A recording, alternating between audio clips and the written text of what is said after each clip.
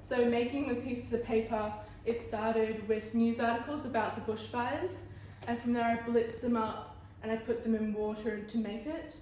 And I went out into areas that had been burnt in New South Wales, collecting ash and charcoal and clay from those areas. And then I came back and crushed them up, and that's all the different textures in my paper, and actually where a lot of the gradient comes from.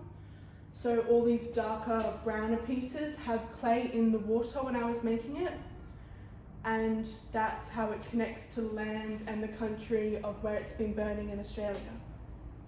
Can you talk us through some of the things you're going to put on the line here? So on the line, I want it to be mainly focused on the human and community aspects of the climate change and its impacts and how it's increasing our severity of bushfires.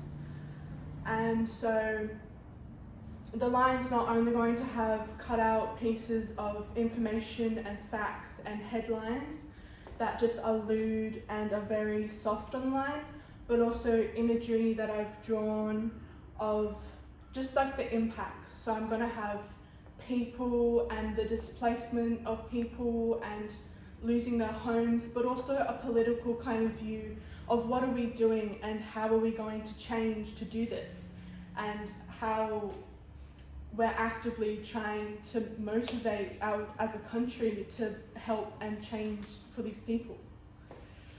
So this is some of your research. This is some of my research.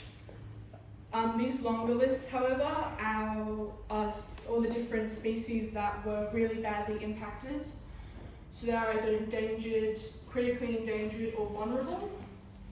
And I want to include their names on every piece of paper, which is 408 pieces of paper, to just try and bring to the audience the immense scale and how incredibly severe this actually was as an impact to our ecosystems and environment.